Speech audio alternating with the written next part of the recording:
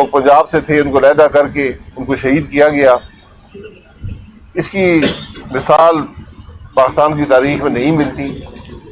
اور یہ اس کے علاوہ بھی جو حملے ہوئے ہیں, جو دیگر کارروائیاں ہوئی ہیں, یہ بہت تشویشناک بات ہے کہ آج کھلم کھلا بلوچستان میں دہشت گردی کا اعلان ایک تنظیم کر رہی ہے.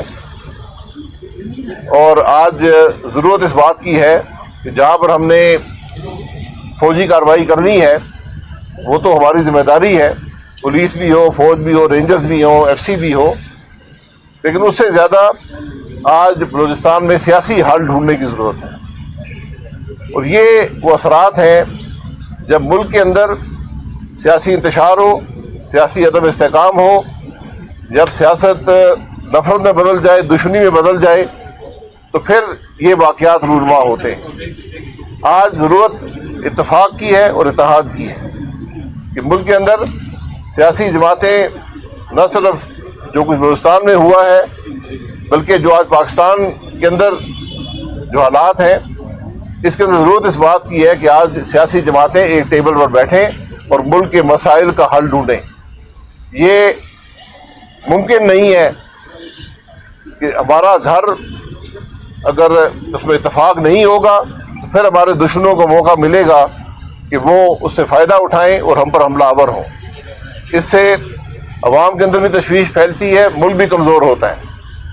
تو آج سب سے بڑی ضرورت ملک کے اندر یہ جو ہمارے اپنے معاملات ہیں, یہ جو کرسیوں کی دوڑ ہے, جو الیکشنوں کے اندر جو نفاق پیدا ہوا ہے, جو مینڈیٹ آج مشکوک ہے, ان سب چیزوں کو آپ نے دور کرنا ہے. آج ملک ان چیزوں کو متحمل نہیں ہو سکتا. اگر ہم ملک میں بات کرتے ہیں معیشت کی, آج ہر شخص جو ہے وہ جو ملک کے اندر معاشی مسائل ہیں ان سے دوچار ہیں. ملک کے اندر ترقی رک گئی ہے, ان میں کاروبار رک گیا ہے, ہر آدمی اس حوالے سے پریشان, ہر شہری پریشان ہے.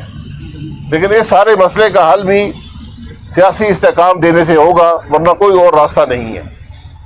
اور جب آپ کا گھر کمزور ہوتا ہے, جب آپ کی معیشت کمزور ہوتی ہے, جب سیاسی استحکام نہیں ہوتا, تو پھر جو کچھ اب بلوچستان میں دیکھ رہے ہیں یہ ایسے واقعات رونما ہوتے ہیں. اور خطرہ ہمیشہ یہ رہتا ہے کہ وہی معاملات جو 2013-14 کے تھے, جب ہر روز پورے پاکستان میں دھماکے ہوا کرتے تھے, تو شاید ہم اس طرف نہ چلے جائیں. تو آج ضرورت یہ ہے کہ ہم اپنے ڈفرینسز کو دور کر کے, علیحدہ رکھ کے ان معاملات پر اکٹھے ہوں, ملک کو سیاسی استحکام دیں, اور ان خرابیوں کا, ان بڑی خرابیوں کا جو ہمارے آئینی مسائل ہیں ان کے اندر رہ کر ہم ان معاملات کو حل کریں. کوئی سوال؟ بھائی صاحب, آپ نے سیاستدانوں کی بات کی, یہاں تو ادارے جو ہے وہ آپس میں ایک دوسرے کے ساتھ باندھے ہوئے ہیں. جیسے اب آج ایجنڈے میں ججز کی جو ان کی تعداد ہے, اس کو, عمر کو, اس کا بل بھی آ جا گیا. یہ کیا مطلب, اگر پارلیمان اور سپریم کورٹ آمنے سامنے ہوگی تو سیاستدان تو پھر بعد کی بات ہے, یہ کیسے چلے گی؟ جی یہی میں بات کر رہا ہوں کہ جب تک ہمارا نظام آئین کے مطابق نہیں ہوگا ملک ترقی نہیں کر سکے گا. میرا سوال یہ ہے کہ اگر کیا آج سب سے بڑا مسئلہ پاکستان کا ججوں کی عمر بڑھانا ہے؟ اگر یہ ہے تو اس پر بات کر لیں. کیا کوئی اسمبلی کے اندر یہ بات بھی ہوئی ہے کہ جو آج بلوچستان میں جو دہشت گردی ہے اس کا مقابلہ ہم کیسے کریں گے؟ یہ صرف ایک دہشت گردی نہیں ہے, اس کی بنیاد اگر آپ دیکھیں تو وہ بھی سیاسی مسائل کے اندر ہے. تو اگر ہم بلوچستان میں سیاست کو درست نہیں کریں گے, وہاں کے عوام کو ان کا حقوق نہیں دیں گے, تو پھر یہ مسائل پیدا ہوں گے. تو آج ضرورت ان مسائل کو حل کرنے کی ہے. 3 سال یا 2 سال ججوں کی عمر بڑھانے سے پاکستان کو کچھ نہیں ملے گا. اور میں یہ توقع کرتا ہوں جو آج جج بیٹھے ہیں کہ وہ خود اس قانون کو رد کریں گے. یہ جب بھی آپ کسی کو ذاتی طور پر فائدہ پہنچانا چاہتے ہیں, اس سے ہمیشہ ملک کا بھی نقصان ہوتا ہے, اس شخص کا بھی نقصان ہوتا ہے, اور ادارے کا بھی نقصان ہوتا ہے. تو آج کم از کم اصولی تو اگر ہم طور پر کھڑے نہیں ہوں گے ان معاملات پر تو پھر ملک آگے ترقی نہیں کرتا. آج آپ کا واحد راستہ آئین کا راستہ ہے. آئین میں اگر رد و بدل کی ضرورت ہے تو وہ ضرور ایک کنسنسس سے، ایک اتفاق سے وہ رد و بدل ہو، لیکن یہ وہ رد و بدل ججوں کی عمر بڑھانے کا رد و بدل نہیں ہونا چاہیے. سر، آپریشن عزم استحکام کے حوالے سے کابینہ نے آج 20 ارب روپے کی منظوری دی ہے، تو اس آپریشن کو آپ لوگ سپورٹ کرتے ہیں؟ اور سیکورٹی کے حوالے سے کیا آپ واقعی سمجھتے ہیں کہ ایک APC کال کرنے کی ضرورت ہے؟ دیکھیے، جب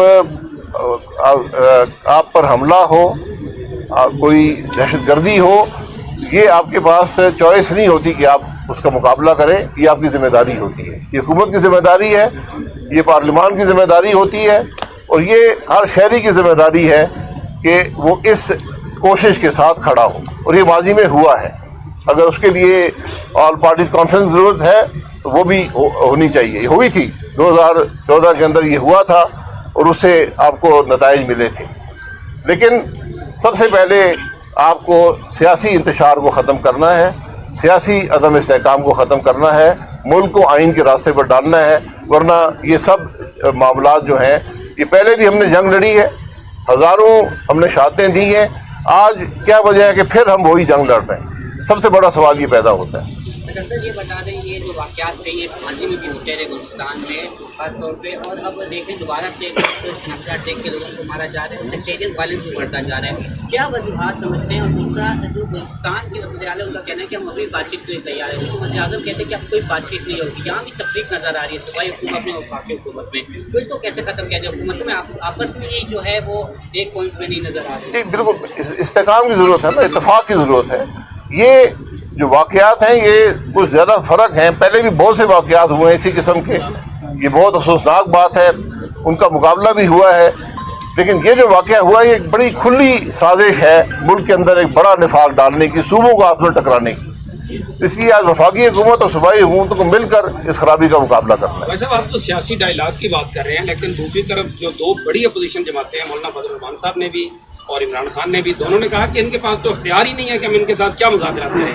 آپ سمجھتے ہیں کہ اس حکومت کے ساتھ مذاکرات جو ہے وہ رزلٹ اورینٹڈ ہو سکتے ہیں؟ دیکھیے، مذاکرات حکومت سے نہیں ہوں گے، مذاکرات سیاسی جماعتوں کے درمیان، اور جو اس ملک میں صاحب اقتدار ہیں اور اختیار ہیں، جس میں اس ملک کی اسٹیبلشمنٹ بھی شامل ہے، اس ملک کی جوڈیشری بھی شامل ہے.